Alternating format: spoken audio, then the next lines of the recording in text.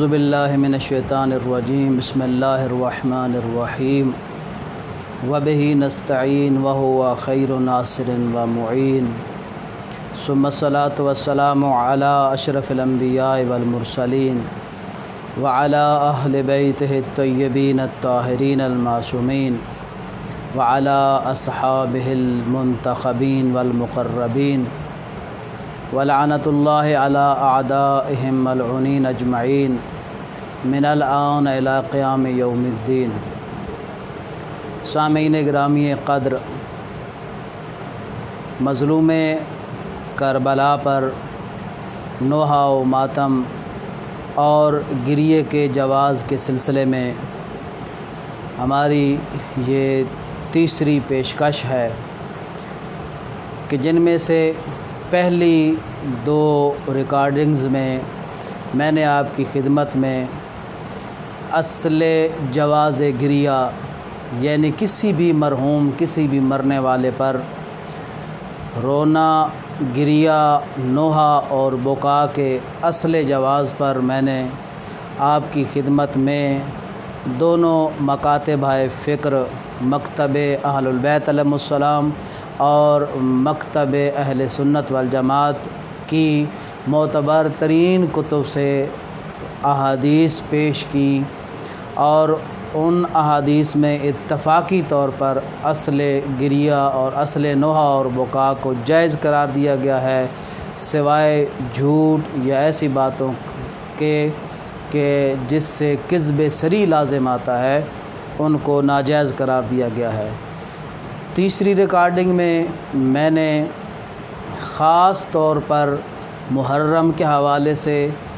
اور مظلوم کربلا پر گریہ، بکا، نوحہ اور مجالس اور معاتم کے انعقاد کے حوالے سے فقط اور فقط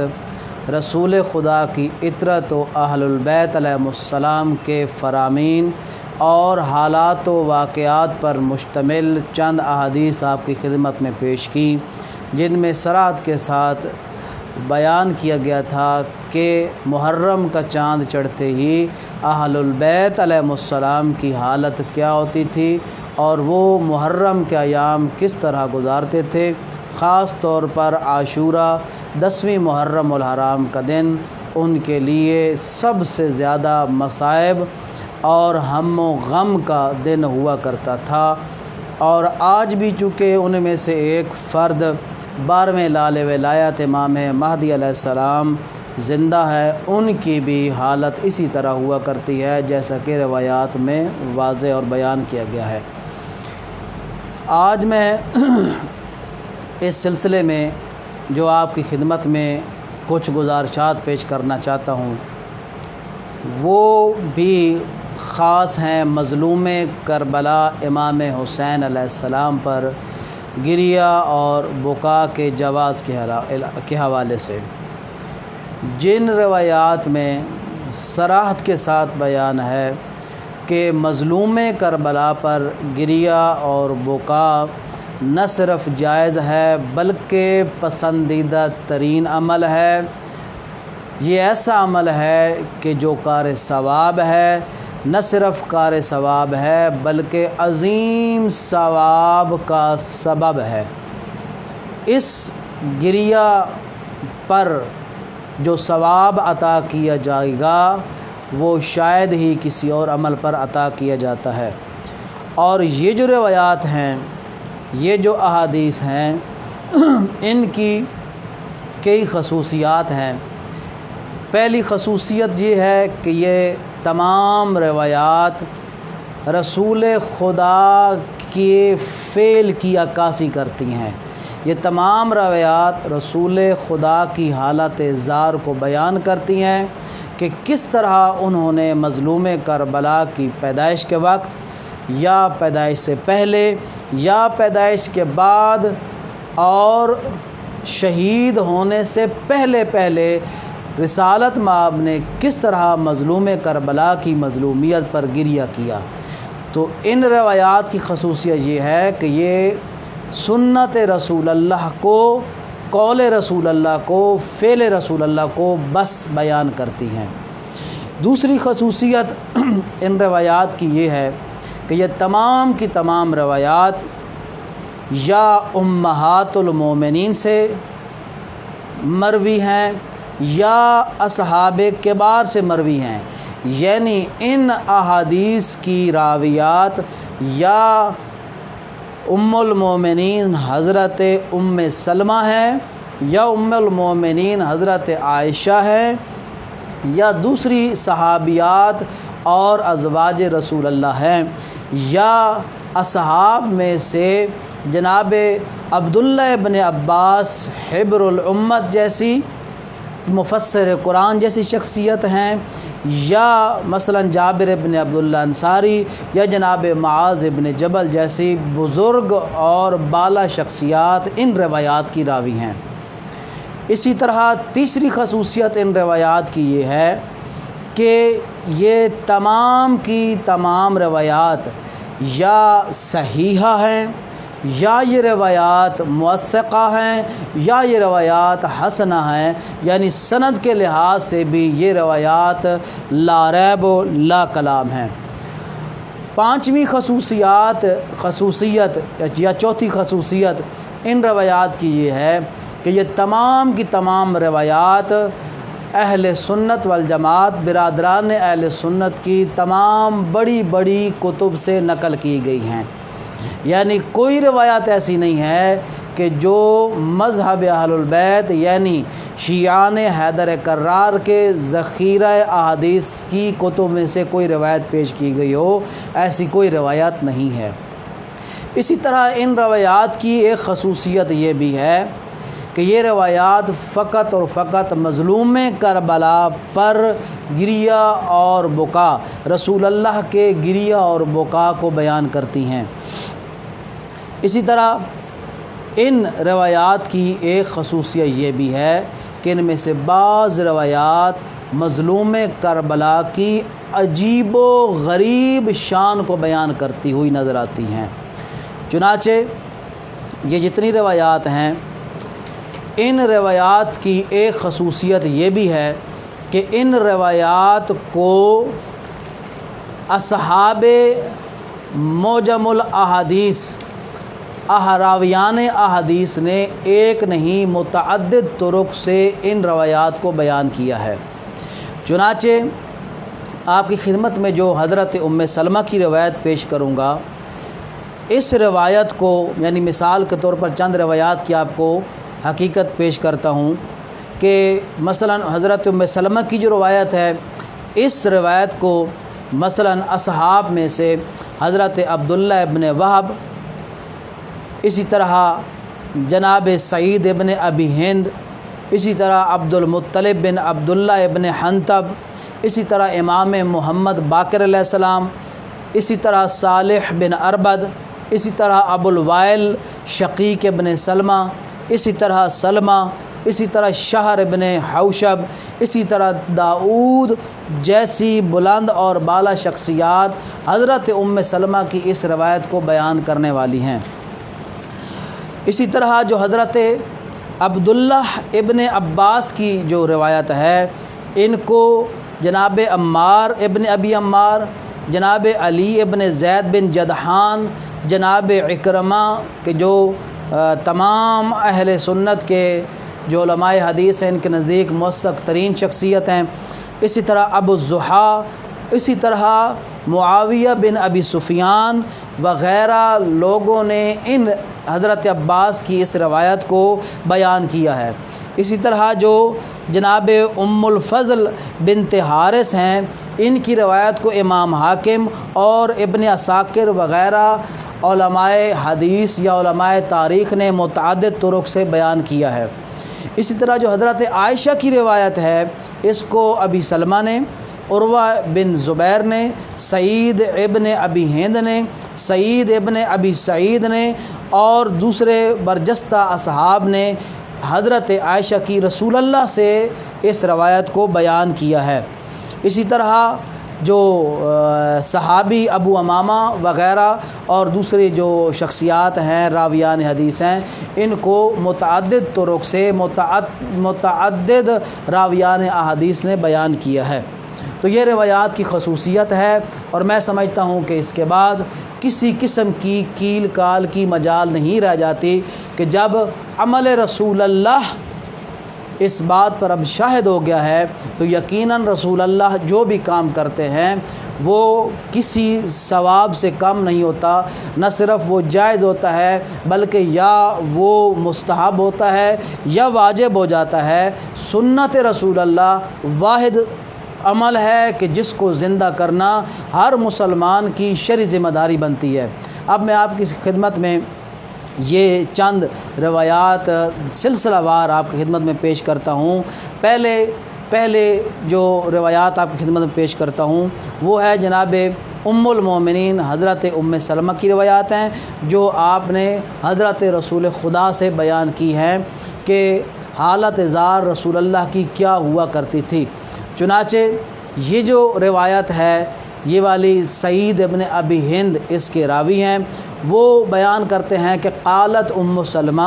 جناب ام سلمہ فرماتی ہیں کان نبی صلی اللہ علیہ وآلہ وسلم نائمن فی بیتی، کہ آپ صلی اللہ علیہ وسلم میرے گھر میں آرام فرما رہے تھے، سو رہے تھے۔ فجاء الحسین یدرجو، امام حسین علیہ السلام چلتے ہوئے آئے تو فقعدت علی الباب،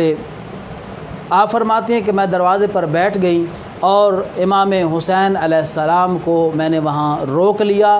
مخافۃ ان یدخل فیوقظہ، اس خوف سے کہ کہیں مظلوم کربلا رسول خدا کے پاس چلے جائیں اور ان کو جگا نہ دیں۔ تو قالت، پھر فرماتی ہیں ثم غفلت فی بیتی فدب فداخل فقعد علی بطنہ، میں گھر میں کسی کام میں مشغول ہو گئی تو کیا دیکھتی ہوں کہ امام علیہ السلام کو موقع ملا اور وہ فوراً اندر داخل ہو گئے اور اپنے نانے بزرگوار کے بطن مبارک پر جا کر تشریف فرما ہو گئے۔ قالت، اب جناب ام سلمہ فرماتی ہیں فسمعت نحیب رسول اللہ، تو میں نے رسول اللہ کی نحیب آواز سنی۔ نحیب کہتے ہیں رونے کی وہ آواز کہ جس میں ہچکیاں ہوں، ہچکچاہٹ، ہچکیوں کے ساتھ رونے کی آواز سنی۔ فجئت فقلت واللہ یا رسول اللہ ما علمت بہ، خوف کے مارے آئیں کہ رسول اللہ ناراض نہ ہو جائیں، نہیں معلوم کیوں رو رہے ہیں۔ تو فرماتی یا رسول اللہ خدا کی قسم مجھے نہیں پتہ چلا کہ امام حسین علیہ السلام اندر داخل ہو گئے اور آپ کی نیند خراب کر دی ہے۔ فقال، رسول خدا نے فرمایا انما جاءنی جبرائیل، کہ میرے پاس جناب جبرائیل آئے ہیں، وَهُوَ عَلَى بَطَنِي قَاعِدٌ، اور امام حسین علیہ السلام حسین میرے بطن پر بیٹھے ہوئے تھے۔ فقال علی اتحبہ، تو جناب جبرائیل نے مجھ سے پوچھا اے رسول اللہ کیا آپ اس کو پسند کرتے ہیں، آپ کو ان سے محبت ہے؟ فقلت نعم، کیوں نہیں ہے جبرائیل؟ قال ان امتک ستقتلہ، تو جناب جبرائیل نے جب مجھے یہ خبر دی کہ تمہاری امت اس کو، تمہارے اس نواسے کو قتل کر دے گی، الا اریک التربۃ التی قتل بہا، جناب جبرائیل نے کہا کیا میں آپ کو وہ مٹی نہ دکھا دوں کہ جس میں یا جس پر تمہارے اس نواسے کو ذبح کیا جانا ہے؟ تو قال، آپ صلی اللہ علیہ وسلم نے فرمایا قلت بلا، کیوں نہیں؟ قال فضرب بجناحہ فاتانی بہذ التربہ، جناب جبرائیل نے مجھے یہ مٹی دی ہے۔ قالت وَإِذَا فِي يَدِهِ تُرْبَةٌ حَمْرَاء وَهُوَ يَبْكِي، جناب ام سلمہ فرماتی ہیں میں کیا دیکھتی ہوں کہ واقعاً رسول اللہ کے ہاتھ میں وہ مٹی ہے، سرخ مٹی ہے، اور رسول خدا رو رہے ہیں، یبکی، رو رہے ہیں، گریہ فرما رہے ہیں۔ وَيَقُولُ يَا لَيْتَ شِعْرِي مَنْ يَقْتُلُكَ بَعْدِي، ہائے کاش کہ میں جانتا کہ میرے بعد تجھے کون شہید کرے گا۔ اس روایت کو امام احمد نے المسند میں ذکر کیا ہے، بغیت الطلب نے ذکر کیا ہے، اور دوسری معتبر کتابوں نے ذکر کیا ہے، اور اس روایت کے راوی بھی ثقات ہیں جن کے سکونے میں کسی قسم کا کوئی کلام نہیں ہے۔ اسی طرح اس روایت کو ابن عساکر نے اپنی صحیح سند کے ساتھ اس روایت کو بیان کیا ہے، اور دوسرے اعلام نے بھی اس روایت کو اپنی صحیح اسناد کے ساتھ بیان کیا ہے۔ جناب ام سلمہ سے روایت کرنے والے دوسرے صحابی، دوسرے راوی حضرت عبداللہ ابن وہب بن زمعہ ہیں۔ وہ فرماتے ہیں کہ اخبرتنی ام سلمہ، جناب ام سلمہ نے بیان کیا، ان رسول اللہ اضطجع ذات یوم للنوم فاستیقظ وهو خاسر النفس۔ فرماتے ہیں کہ ام سلمہ نے فرمایا کہ ایک دن رسول خدا میرے پاس تھے تو لیٹے ہوئے تھے، ایک دن سونے کے لیے لیٹے پھر اٹھ پڑے ہوئے، وَهُوَ خَاسِرُ النَّفْسِ، اور ان کی حالت یہ تھی کہ وہ کبیدہ خاطر تھے، مضطرب تھے، پریشان تھے۔ فَازْتَجَعَ فَرَقَدَ، پھر لیٹے سوئے، فَاسْتَيْقَظَ، اور جب جاگے، وَفِي يَدِهِ تُرْبَةٌ حَمْرَاء، آپ کے ہاتھ میں ایک سرخ مٹی تھی، جاگنے کے بعد سرخ مٹی تھی جو آپ کے ہاتھ میں پہلے نہ تھی، یقبلها، رسول خدا اس سرخ مٹی کو، تربت کربلا کو چوم رہے تھے۔ لہذا مسلمان عزیز، ان روایات سے یہ واضح ہوتا ہے کہ تربت کربلا کو چومنا بھی سنت رسول اللہ ہے، کہ جو اول دن سے لے کر آج تک شیعان حیدر کرار، مظلوم کربلا کی صف ماتم بچھانے والی قوم، آج تک اس مٹی کو چومتے بھی ہیں اور اپنی آنکھوں سے بھی لگاتے ہیں اور اپنی آنکھوں کا سرما بناتے ہیں، اور یہ رسول اللہ کی سنت ہے۔ فقلت ما هذه تربت یا رسول اللہ، تو جناب ام سلمہ فرماتے ہیں یا رسول اللہ یہ کیسی مٹی ہے؟ تو قال اخبرنی جبرائیل ان هذا يقتل بارض العراق للحسین، فقلت لجبرائیل ارنی تربت الارض التي يقتل فيها فهذه تربتها۔ تو رسول خدا نے فرمایا، مجھے جناب جبرائیل نے فرمایا کہ یہ جو تمہارا فرزند ہے اس کو عرض کربلا پر شہید کر دیا جائے گا۔ تو میں نے کہا اے جبرائیل، مجھے وہ مٹی ذرا ملاحظہ تو کراؤ کہ جس میں میرے فرزند نے شہید ہونا ہے، تو یہ وہی مٹی ہے کہ جو جناب جبرائیل نے مجھے عطا کی ہے۔ اسی طرح اس روایت کو امام حاکم نے، اور یہ والی جو روایت پہلے میں نے آپ کی خدمت پیش کر دی ہے، یہ والی کتاب المعجم الکبیر جلد نمبر 23 صفحہ نمبر 308 میں یہ روایت درج ہے۔ اسی طرح امام حاکم نے یہ روایت جو ہے وہ درج کی ہے، جو المستدرک کی جلد نمبر 4 ہے، اور یہ بھی لکھا ہے کہ یہ والی روایت امام مسلم اور امام بخاری کی شرائط روایت کے مطابق صحیح و سند ہے۔ اسی طرح اس روایت کو ابن سعد نے طبقات میں، اور کنز العمال والے نے، دلائل النبوت والے نے اس روایت کو اپنی اپنی کتب میں درج کیا ہے۔ چنانچہ امام حاکم نے بھی یہی روایت اسی طرح کچھ مختلف الفاظ کے ساتھ اور مختلف طریقے کے ساتھ یہ بیان کیا ہے کہ ام سلمہ فرماتی ہیں ان رسول اللہ صلی اللہ علیہ وسلم اضطجع ذات لیلۃ للنوم فاستيقظ وهو خاسر ثم اضطجع فرقد ثم استيقظ وهو خاسر دون ما رأيت بالمرة الأولى۔ میں نے پہلی مرتبہ رسول اللہ کی یہ حالت دیکھی ہے، ثم اضطجع فاستيقظ وفي يده تربة حمراء، میں نے کیا دیکھا کہ آپ جب جاگے کہ آپ کے ہاتھ میں سرخ مٹی ہے، یقبلها، جن کو رسول اللہ چوم رہے تھے۔ فقلت ما هذه التربة یا رسول اللہ، قال اخبرنی جبرائیل علیہ السلام ان هذا، یعنی رسول خدا کے فرزند امام حسین علیہ السلام، یقتل بارض العراق، فقلت لجبرائیل ارنی تربت الارض التي يقتل بها فهذه تربتها، تو یہ وہی تربت یہی۔ اس طرح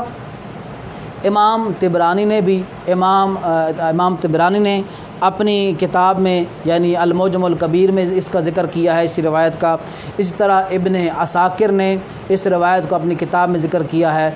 اور متعدد طرق کے ساتھ ضحاک ابن ابی عاصم نے اسی روایت کو اپنی کتاب میں مختلف طریقے کے ساتھ اس کو بیان کیا ہے۔ تو اس روایت کا جو سلسلہ ہے وہ بھی کثیر ہے اور سند کے لحاظ سے بھی بالکل درست ہے اور لا ریب والا کلام ہے۔ اسی طرح اگلی روایت جو آپ خدمت پیش کرنے جا رہا ہوں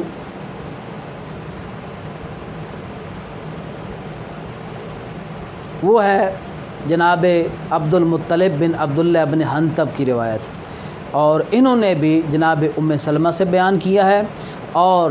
یہ والا جو طریقہ ہے امام طبرانی نے اس طریقے کو بیان کیا ہے۔ امام طبرانی کہتے ہیں کہ ان ام سلمہ قالت کان رسول اللہ صلی اللہ علیہ وآلہ وسلم جالس ذات یوم فی بیتی، رسول اللہ میرے گھر میں بیٹھے تھے، فقال لا يدخل علی احد، اور آپ نے مجھے حکم دیا کہ میں سونے جا رہا ہوں اور کسی کو داخل نہ ہونے دینا، فانتظرت، میں بیٹھ گئی، فدخل الحسین رضی اللہ عنہ،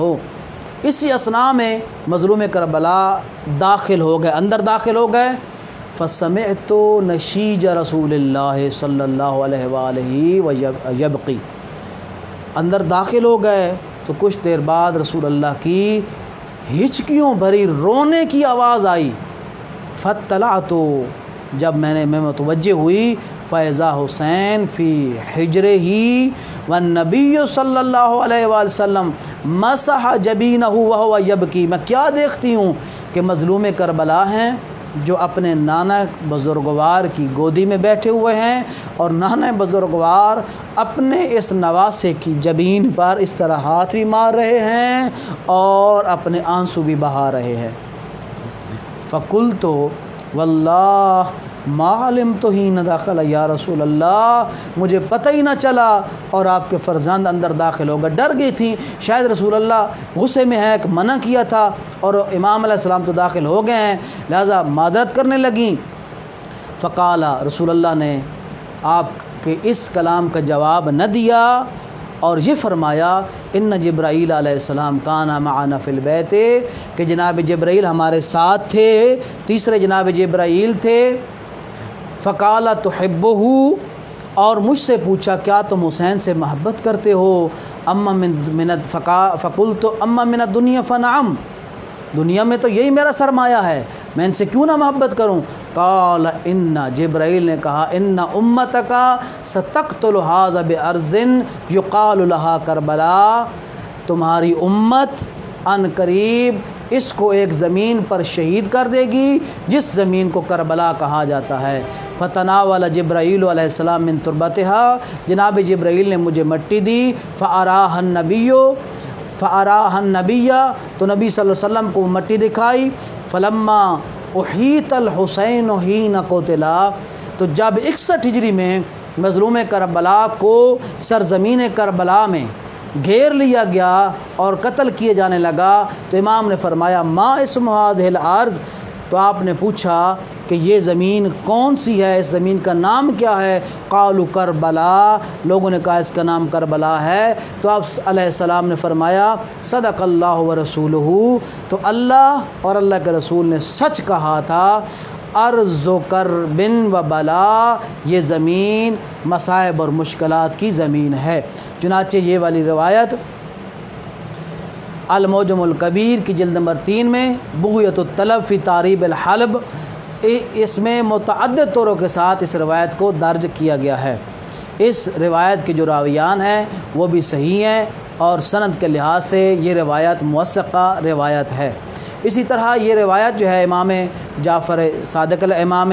محمد باقر علیہ السلام سے بھی یہ روایت نقل کی گئی ہے۔ اسی طرح یہ روایت صالح بن اربت نے بھی بیان کی ہے کہ انہوں نے فرمایا قالت ام سلمہ دخل الحسین علی النبی وانا جالست علی الباب، میں دروازے پر بیٹھی تھی، فتطلعت فرأیت فی کف النبی شیئا، میں متوجہ ہوئی اور میں دیکھا کہ رسول اللہ کے ہاتھ میں کچھ ہے، یقلبہ، جس کو وہ الٹ پلٹ رہے ہیں، وہو نائم علی بطنہ، اور کیا دیکھتی ہوں کہ مظلوم کربلا آپ کے بطن مبارک پر سوئے ہوئے ہیں اور رسول اللہ کے ہاتھ میں ایک مٹی ہے جس کو وہ یوں کر کے پھیر رہے ہیں۔ فقلت یا رسول اللہ، تو میں نے رسول اللہ سے عرض کی تطلعت فرأیتک تقلب شیئا فی کفک والصبی نائم علی بطنک، کہ یا رسول اللہ میں متوجہ ہوئی آپ کے ہاتھ میں کچھ ہے جس کو آپ پھیر رہے ہیں اور آپ کے یہ فرزند آپ کے بطن پر سو رہے ہیں، ودموعک تسیل، اور اس اثناء میں آپ کی آنکھوں سے آنسو بھی بہہ رہے ہیں، آپ کی آنکھیں آنسو بہا رہی ہیں۔ فقالا، تو آپ نے بتایا ان جبرائیل اتانی بالتربت، جبرائیل علیہ السلام آئے تھے، انہوں نے مجھے یہ مٹی دی ہے، یقتل علیہا، جس میں میرے فرزند نے قتل ہونا ہے، اور مجھے خبر دی ہے کہ میری امت ان امتی یقتلونہ، میری امت عن قریب میرے اس فرزند کو قتل کر دے گی۔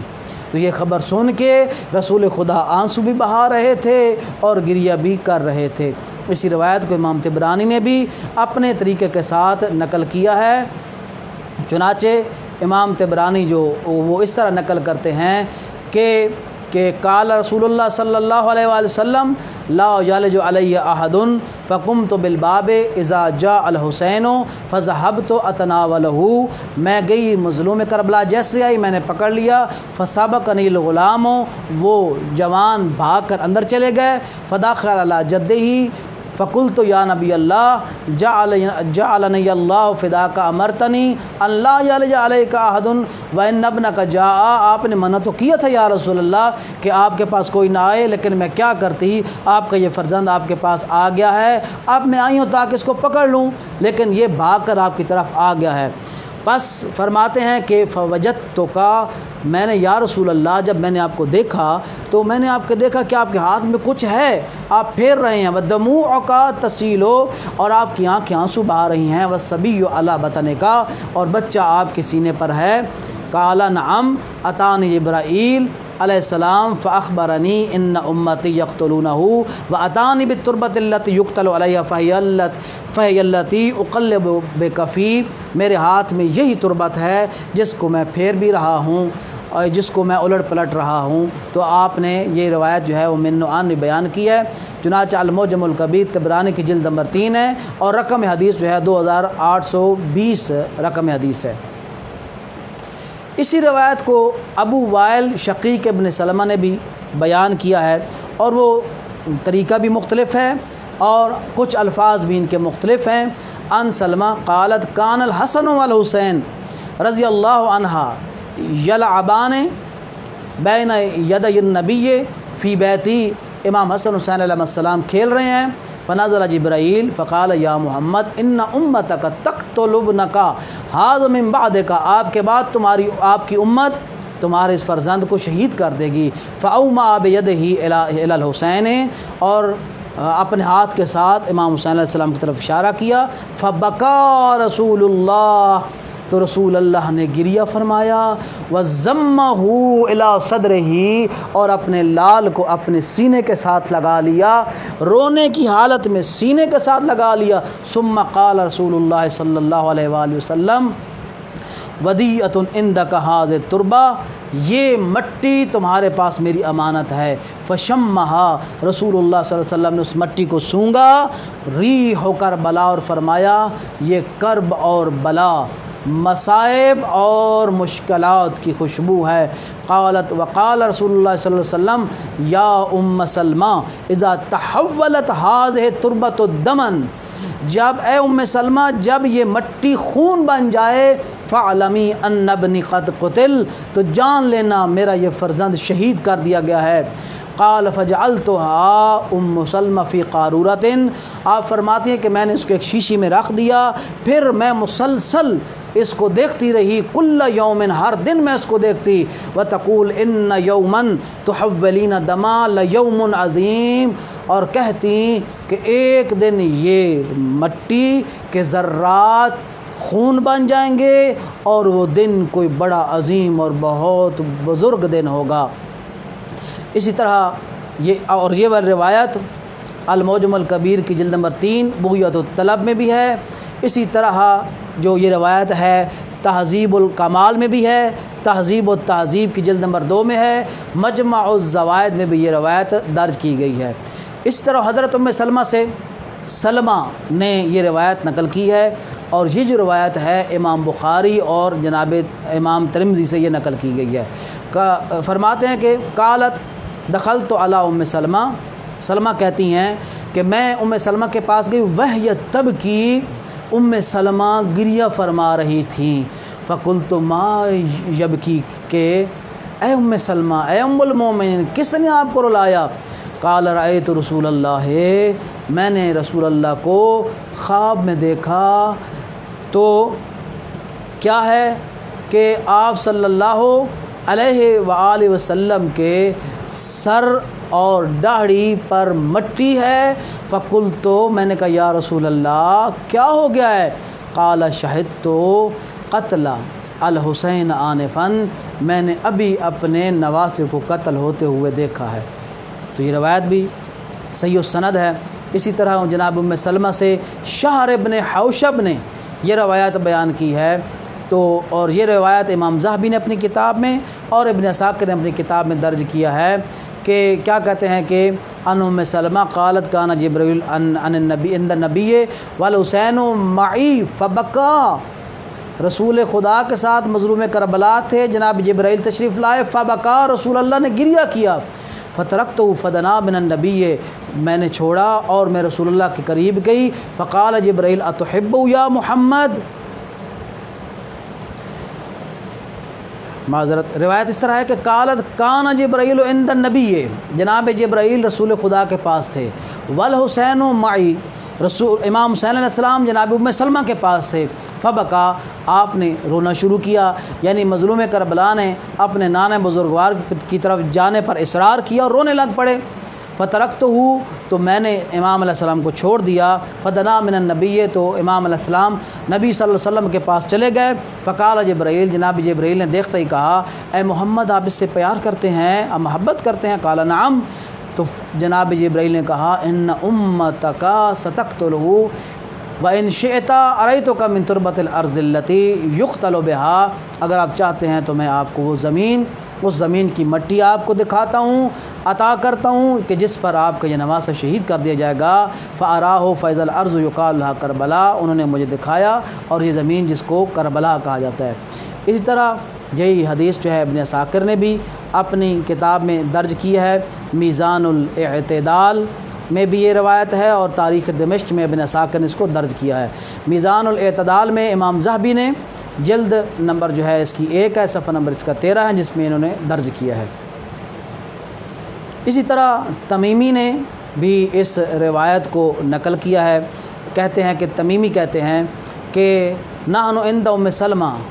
ام المومنین اذ دخلت صارخۃ تصرخ،